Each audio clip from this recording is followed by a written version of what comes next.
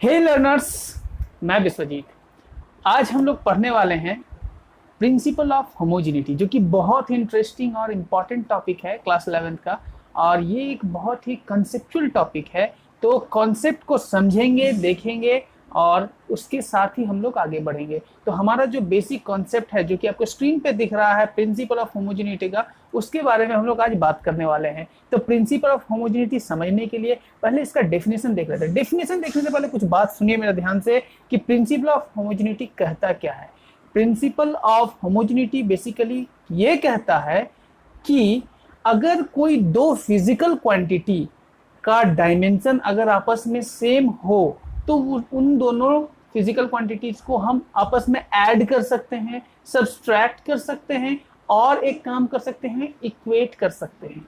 फिर से बोलते हैं कि अगर कोई भी हमारे पास फिजिकल क्वांटिटी है, दो फिजिकल क्वांटिटी डिफरेंट, लेकिन अगर उनका डायमेंशन सेम है तो उनको हम ऐड कर सकते हैं, सब्सट्रैक्ट कर सकते हैं और इक्वेट भी कर सकते हैं उन दोनों फिजिकल क्वांटिटीज को। इसका हम एग्जांपल अभी दिखाएंगे आपको। जैसे कि आप एक बात जानते होंगे कि S is equal to U T plus half A T square.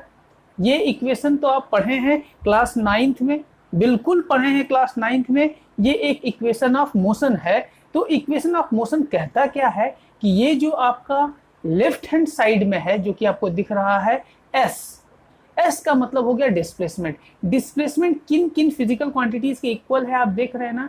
तो डिस्प्लेसमेंट का जो डायमेंशन होगा वो यूटी के बराबर होगा और एटी स्क्वायर के बराबर भी होगा। कहने का मतलब जो एटी हाफ एटी स्क्वायर का जो डायमेंशन होगा और यूटी का जो डायमेंशन होगा दोनों सेम है, इसीलिए आपस में एडेड है।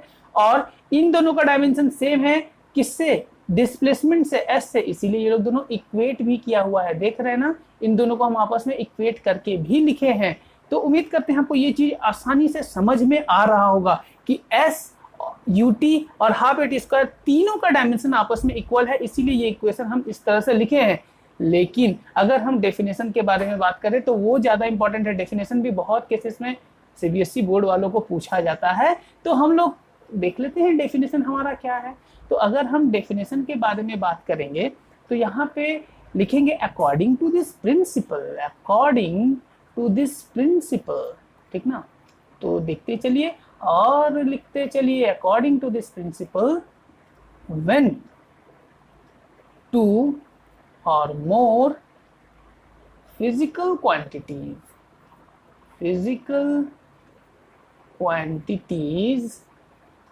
having same dimension,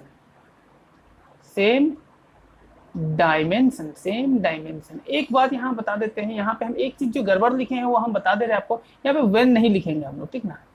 according to this principle, two और more physical quantities having same dimension can be added or subtracted, ठीक ना।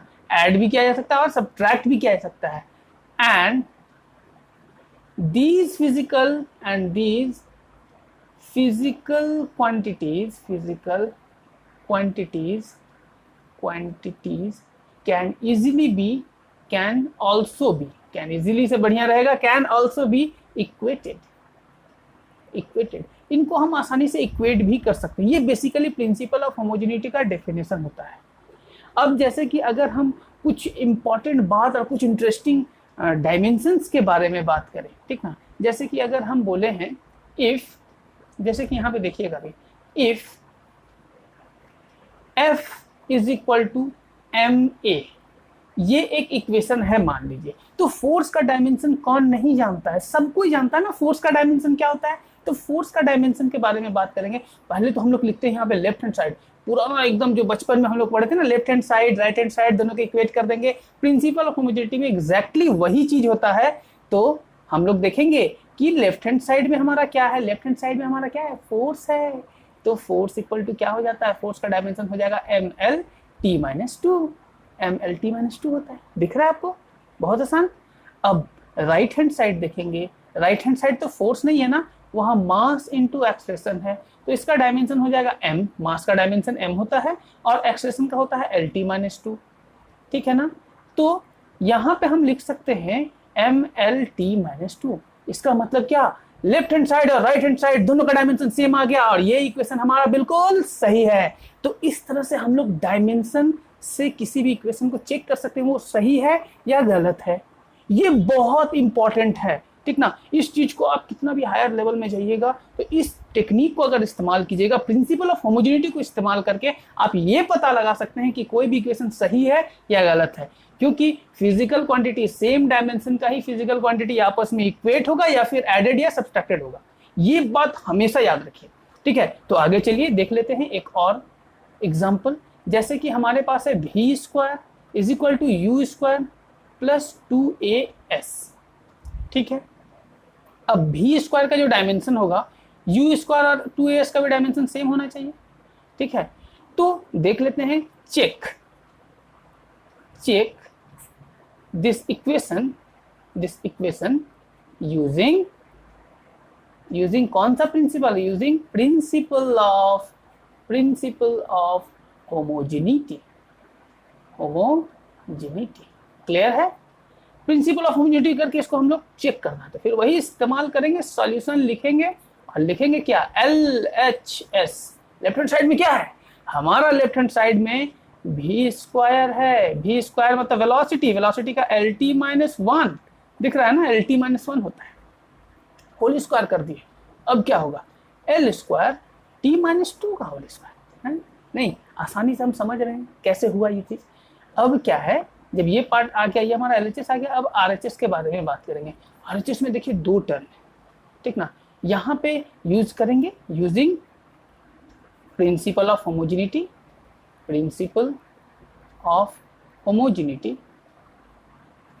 यहाँ पे इस्तेमाल करेंगे। प्रिंसिपल ऑफ होमोजेनिटी जब इस्तेमाल करेंगे तो यहाँ पे क्या है कि दोनों का ये डायमेंशन सेम होना चाहिए, तो यहाँ पे सेम है। u स्क्वायर का हो जाएगा LT-1 का होल स्क्वायर। u क्या है, इनिशियल वेलोसिटी, v क्या था, फाइनल वेलोसिटी, दोनों तो है वेलोसिटी है। जब वेलोसिटी है दोनों, तो क्या करेंगे हम लोग कि वही फॉर्मूला बैठाए और L स्क्वायर T-2। ये v स्क्वायर और u स्क्वायर तो फिर भी समझ में आ रहा है कि आसान है हमारा, लेकिन जो नेक्स्ट है हमारा, जिसको हम लोग कहते हैं 2as, इसका डायमेंशन देखना बहुत इंपॉर्टेंट है, बहुत ज्यादा इंपॉर्टेंट है। क्यों, क्योंकि ये u स्क्वायर और v स्क्वायर ये वेलोसिटी नहीं है, यहाँ पे एक्सीलरेशन भी है और डिस्प्लेसमेंट भी है, इसीलिए इसको ध्यान से देखिएगा। एक्सीलरेशन भी यहाँ पे दिख रहा है और डिस्प्लेसमेंट भी दिख रहा है। तो अगर हम एक्सेलेरेशन के बारे में बात करें तो 2 क्या है, व्हाट इज 2? 2 तो हमारा समझिए तो एक डायमेंशन लेस क्वांटिटी है, वो नंबर है। नंबर का कहाँ डायमेंशन होता है, होता ही नहीं है, हाँ, पॉसिबल ही नहीं है। 2 का डायमेंशन नहीं होता है। तो a का डायमेंशन क्या है, एक्सीलरेशन का डायमेंशन क्या है, सब कोई जानते हैं, तो उससे हम लिख देते हैं LT-2, ठीक है। और s क्या होता है, l होता है, इसको हम लोग लिख सकते हैं L स्क्वायर T-2 का स्क्वायर। क्लियर है, बहुत सिंपल, बहुत आसान, ठीक है। तो यहाँ पे इसका डायमेंशन और इसका डायमेंशन, दोनों का डायमेंशन सेम है, दिख रहा है आपको, और बहुत आसान, सिंपल, ठीक ना। सिंपल आसान तरीके से इन चीजों को हम बता रहे हैं आपको, किसी भी तरह का दिक्कत आपको नहीं आएगा इसमें, ठीक है। तो u स्क्वायर 2as इतना सारा चीज हम जब लिख दिए, यहाँ पे आपको दिख रहा है, तो यहाँ पे क्या हो गया, LHS और RHS आपस में क्या आ गया, इक्वल आ गया। तो therefore LHS equal to RHS, इसका मतलब क्या, इक्वेशन इज वेरीफाइड, कोई दिक्कत नहीं। कोई दिक्कत है क्या, कोई दिक्कत नहीं, एकदम सिंपल आसान तरीके से हम इसको बना दिए। अब कभी कभी सवाल क्या पूछेगा ये हम आपको बताते हैं, ठीक ना। पूछेगा कि find the dimension of the physical quantity which is not given, अब गिवन नहीं है, अब बोलेगा यूजिंग प्रिंसिपल ऑफ होमोजेनिटी, ठीक ना, homogeneity, find the dimension of A, क्या बोला गया, find the dimension of A and B in the given equation, ठीक है। गिवन इक्वेशन क्या है, इक्वेशन हम यहाँ लिख देते हैं, force is equal to A T square plus B by mass m, b by m, where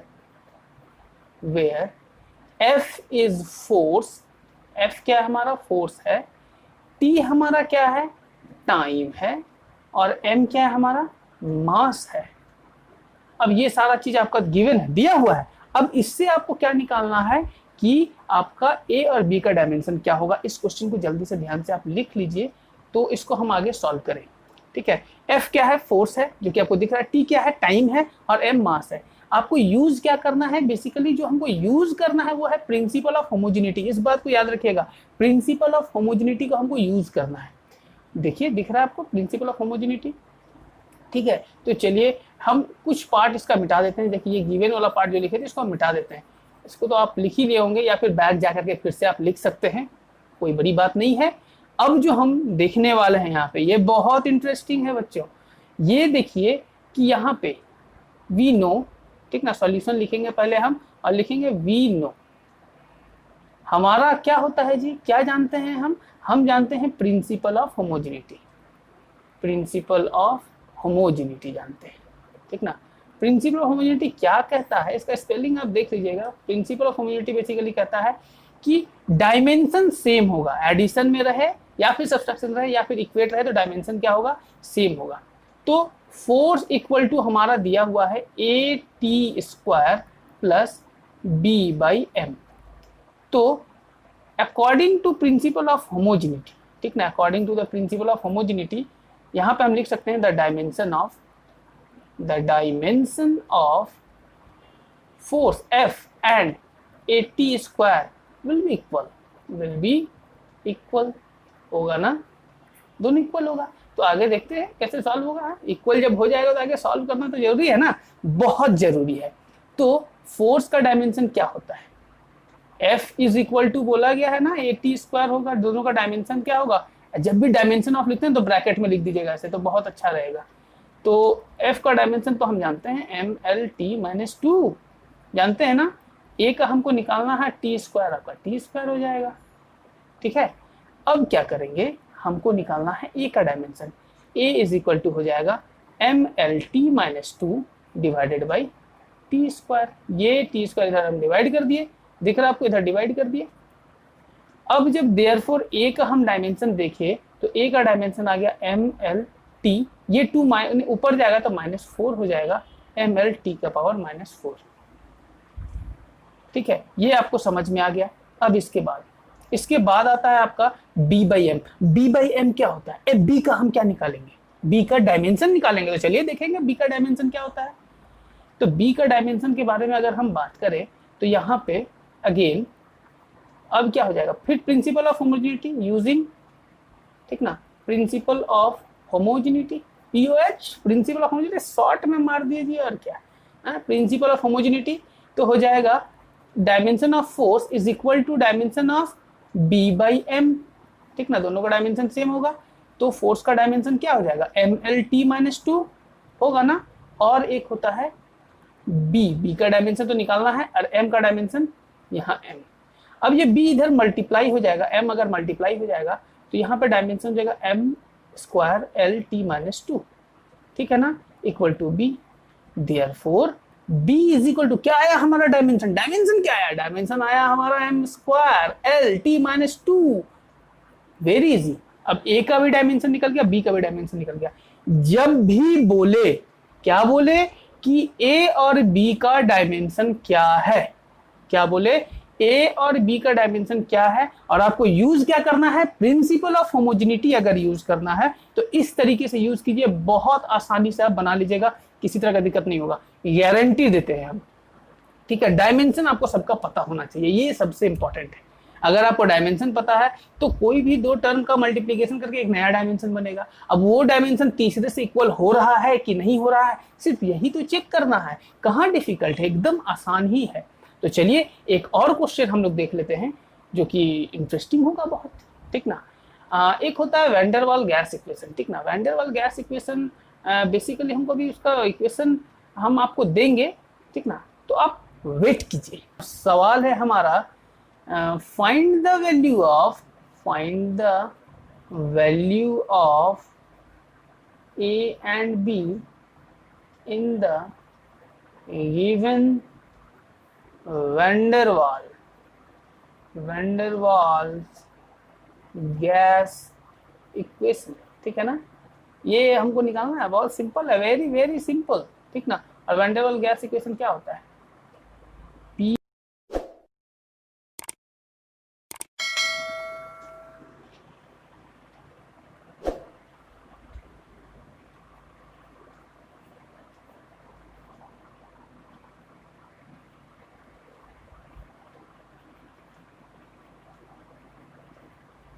यहाँ पे ये बता देना बहुत जरूरी है। क्यों जरूरी है वो आप भी समझ रहे हैं, क्योंकि ये इक्वेशन तो कभी जीवन में पहले देखे नहीं होंगे, ये पहली बार देख रहे हैं। अगर आप 11th के स्टूडेंट है तो पहली बार देख रहे हैं। तो ये जब पहली बार देख रहे हैं तो पी क्या होता है हम बता देते हैं, प्रेशर होता है जी।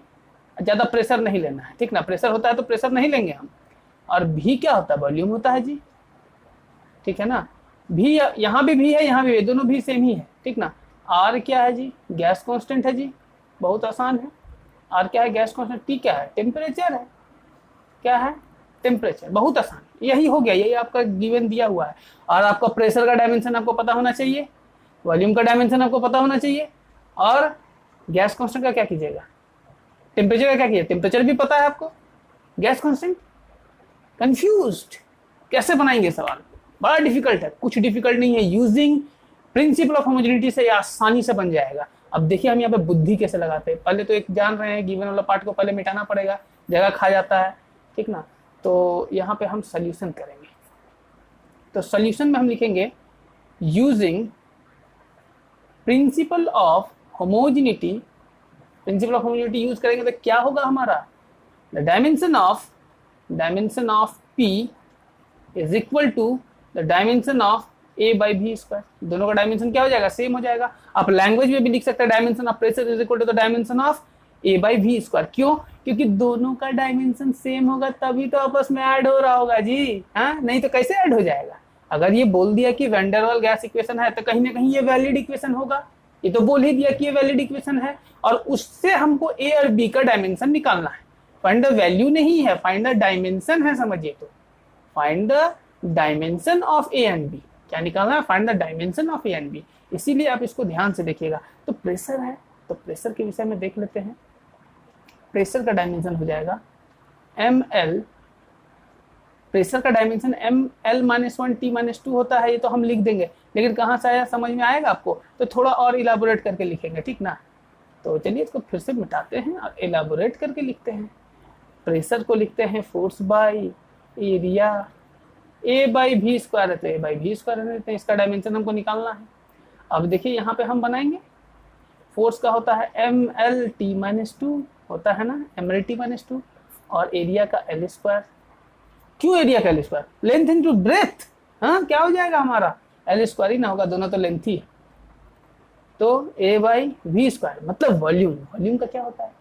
बड़ा दिक्कत हो गया क्या? नहीं, वॉल्यूम भी बहुत आसान है, L क्यूब। डायमेंशन क्या होता है? L क्यूब का होल स्क्वायर, ठीक है।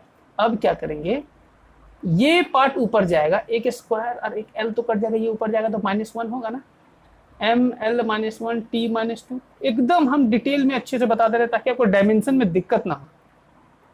A बाई L का पावर 6 आ गया। अब ये L का पावर 6 इधर मल्टीप्लाई हो जाएगा, ठीक है। तो वो हम नेक्स्ट पेज में करेंगे।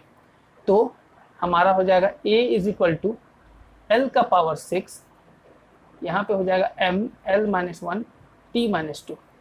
Therefore A is equal to ml का पावर 5 T-2। आपका A का डायमेंशन निकल गया। अब क्या बचा? B बहुत आसान है, फिर लिखेंगे अगेन यूजिंग, हमारे पास क्या है? POH मतलब प्रिंसिपल ऑफ होमोजेनिटी। देखिए प्रिंसिपल ऑफ होमोजेनिटी यूज करेंगे तो इसका डायमेंशन सेम होगा। इसका मतलब क्या? It means dimension of V will be equal to the dimension of B। तो B इक्वल टू हो जाएगा, हमारा B इक्वल टू हो जाएगा, वॉल्यूम का डायमेंशन क्या होता है? L cube. तो हम लिख सकते हैं देयरफॉर डायमेंशन ऑफ B। ऐसे नहीं लिखेंगे, डायमेंशन ऑफ यहाँ पे भी लिखते हैं हम, ठीक ना, तो ज़्यादा अच्छा रहेगा। यहाँ पे लिखना रहेगा हमको देयरफॉर करके डायमेंशन ऑफ ए, यार यहाँ पे क्या लिखेंगे, therefore dimension of D equal to L cube. तो दोनों का डायमेंशन निकल गया। और इस तरह से कोई भी क्वेश्चन दिया हुआ हो आप आसानी से निकाल सकते हैं, किसी भी चीज का इक्वेशन को आप चेक कर सकते हैं, ठीक ना। तो चेक कीजिए आराम से, ठीक ना, आपको किसी भी तरह का दिक्कत नहीं आना चाहिए डायमेंशन निकालने में।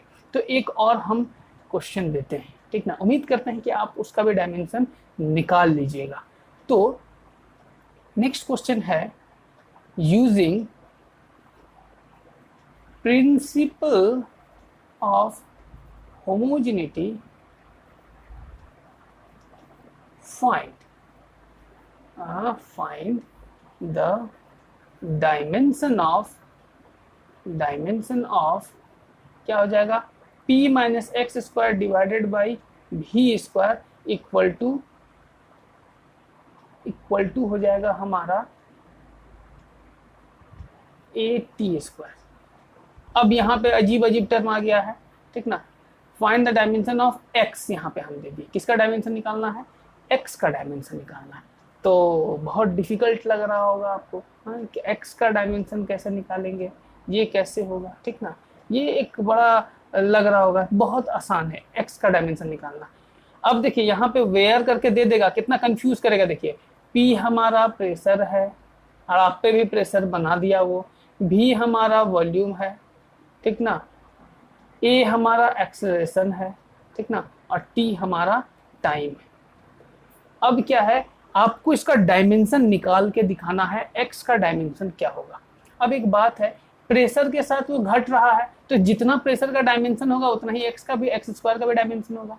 तो यहाँ पे फिर वही बात लिखेंगे सोल्यूशन में, ठीक ना। पहले तो आप बनाने का कोशिश कीजिए, अगर बन जाए, ठीक ना, यहीं पे वीडियो पॉज कीजिए, बन जाए तो कमेंट में इसका आंसर पहले लिख दीजिए, उसके बाद फिर आगे वीडियो देखिए, ठीक ना। पहले आप कमेंट में आंसर को लिख दीजिए, उसके बाद इसमें क्या हुआ कि आप अपने आप को ही खुद से ही चेक कर रहे हैं, जो कि बहुत इंपॉर्टेंट है, ठीक है। तो p माइनस एक्स स्क्वायर के बारे में बात करेंगे, तो p डायमेंशन ऑफ प्रेशर इस तरह से नहीं लिख करके हम यहाँ पे सिर्फ p भी लिख सकते हैं। Dimension of p is equal to dimension of X square, ठीक ना। तो इसको लिखेंगे ml माइनस 1 t माइनस 2। अब बोलिएगा कि ml माइनस 1 t माइनस 2 कहाँ से लिख दिए, ये तो बड़ा फालतू बात लिख दिए। फालतू बात नहीं लिखा, अभी थोड़ा देर पहले हम प्रेशर का डायमेंशन निकाले थे, तो इसीलिए आपको याद होगा कि ml माइनस 1 t माइनस 2 हम लिखे कैसे, फोर्स बाई एरिया किए थे, एकदम सिंपल मेथड से, ठीक ना। तो डायमेंशन ऑफ एक्स स्क्वायर भी देख लेते हैं, क्या दिक्कत है, डायमेंशन ऑफ एक्स स्क्वायर। तो x नहीं जानते हैं जी, हमको तो एक्स स्क्वायर निकालना है, तो एक्स स्क्वायर लिख दिए। अब क्या करना है, x इक्वल टू इसका पावर ml माइनस 1, यहाँ l है जी, t माइनस 2, और इसका पावर क्या हो जाएगा, हाफ। अब हाफ सबको यहाँ पे ये कीजिए, तो हो जाएगा m का पावर हाफ, l का पावर माइनस हाफ, और t का पावर माइनस 1, ठीक है। ये हमारा डायमेंशन आ गया x का। तो हम लिख सकते हैं therefore dimension of x will be equal to m half l minus half t minus 1। Simple answer. उम्मीद करते हैं आपको ये डायमेंशन वाला पार्ट समझ में आ गया होगा, ठीक है। तो अगर आपको मेरा वीडियो अच्छा लगे तो आप लाइक कीजिए, शेयर कीजिए, सब्सक्राइब कीजिए और देखते रहिए ल्यूमेंस एकेडमी। Thank you.